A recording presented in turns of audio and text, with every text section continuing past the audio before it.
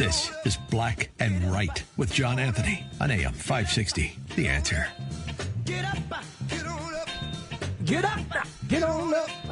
Get up. No, I can't sing. Hey, welcome back to Black and Right on AM 560. The Answer. I am your host, John Anthony, live in studio, joined by my good friend. I know he's over there jamming. I know him because I know what music he likes. Bishop Caesar LaFleur. Yeah, excuse me. I was dancing right quick. So go ahead on, bro. I figured, boy, and you know what? You're more than just a two-step if you watch the movie Hitch. You know, when Will Smith was like, keep it right there. I know you're more That's than right. just a two-step. So, brother, you know, I've been invited to a lot of these reopen Illinois, reopen Ohio, reopen America. And so I went on there and I said to myself, I put a message that said, hey, would anybody that's in leadership be willing to come on the show this Saturday to be interviewed? Because, you know, this wasn't in the time slot. And I got a message back. Hey, I'm one of the founders, but who are you? So I had to explain. You know, I had to explain to him who I was. But I got why he was saying it, because throughout that entire day, Facebook was just jamming up their pages. They completely deleted one. You know, without further ado, I want to introduce to my listening audience the founder of American Revolution 2.0, Reopen America, Josh Ellis. Josh, welcome to Black and Right. Thank you, John. How you doing? I'm doing well, brother. We had a very good conversation yesterday, I would say. Oh yeah. I had a great time talking to you yesterday. So talk to my listeners. What is American Revolution 2.0, Reopen America, and why is it important for my listeners to know who you are and what you guys are trying to do? Yeah. So, Reopen America is kind of the tagline that is caught on. You know, it's a hashtag more than anything. The American Revolution 2.0 is a group of people that are like-minded, trying to get America reopened. You know, it's actually a nationwide call for protests on May 1st at every single capital in the United States. It's a call to all American citizens to stop being divided into little groups and come together as one against tyranny. Correct. And you know, the entire idea behind this and the message that we're putting forward is that we're supposed to be responsible for ourselves. You know, throughout history, anytime a government has ever tried to take responsibility for their citizens, it ends up going bad eventually. Yeah.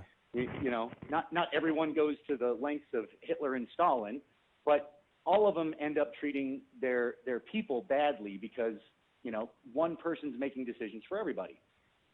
And our country was founded on the exact opposite idea of that, you know, limit the government control.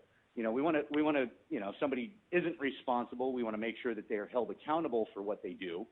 But if they harm another person, but we want to make people responsible for themselves. So our message is really that we are responsible for ourselves. That's one of the reasons why, you know, we're probably one of the only groups that is enforcing that all of our protesters will be practicing 6-foot distancing. They will be wearing masks or bandanas because there is a shortage on masks to protect themselves. So you're being responsible. So, yeah, and we're pushing that this is a peaceful thing. You know, that's the important part, is practicing the First Amendment right to peaceably assemble for a redress of grievances. Caesar? Yes. Listen, I appreciate so much what you guys are doing. I think it's vitally needed. And I think it's a bold move to identify yourself with the American Revolution, calling it 2.0. But my question to you, in the first revolution, we had to free ourselves from an oppressive government. Do you envision that we really need to be concerned that we might be facing potentially an oppressive government even right now? You know, it's highly possible. America has gone down for centuries a path of slowly eroding the freedoms and rights of the people. What I'll say is, you know, even Nazi Germany didn't end up with concentration camps on day one. You know, it was a long path to that. They held Olympics that everybody went to. They were, you know, Hitler was revered as a great leader at one point in time. But you know, that path of taking too much control for government even if the guy in charge now is nice, the next guy might not be. That's it. I've always said, I don't trust this new breed of politician because, I mean, we're going to play a clip later in the show where I think he's the mayor of the governor of New Jersey basically said, it didn't even cross our mind about the Bill of Rights. What? Are you kidding me? It's like one of the most elementary things when it comes to freedoms and liberty in America, and you're not even that should have been the first thing to cross your mind. Am I right or wrong, Josh? Yeah, absolutely. I mean, and this is one of the things we're pushing. This is, I believe, almost every governor. I know the president of the United States and most official offices. Part of their oath of office when they enter is to defend the Constitution of the United States of America. Yeah, I as a former state representative, I took that oath. As a former cop, I took that oath. And that's some of the first things that you learn about when you want to come and to serve people. I get it, people. And I'm so sick of the shaming because we want to have a difference of opinion, and we want to question government that we're the bad people, we're the evil people, we're the people just because we want to defend liberty against tyranny and these fascists. I mean, I can get on the soapbox, so I'm trying to breathe. So, but do you get what I'm saying, Josh? Oh, completely. And part of the problem is that we don't have the same PR agents as the other side. We haven't been able to market things the same way. You get the anti-vaxxer label on one side, and then you get the vaxxers who have scientists and everything.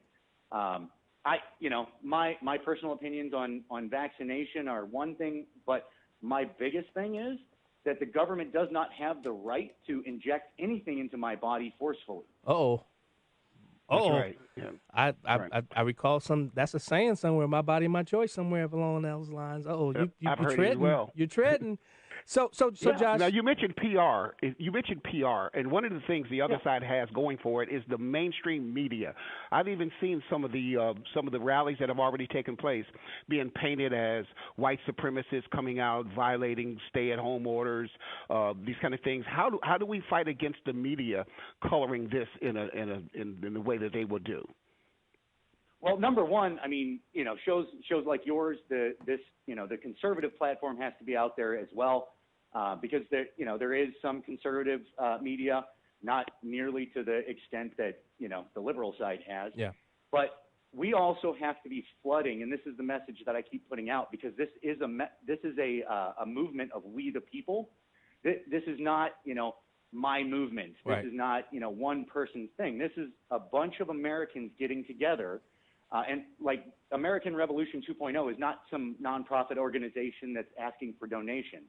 It's just a Facebook page and a couple of things so people have somewhere to go and talk together as social media friends. Yeah. Now, part of that is we have to get the message out ourselves.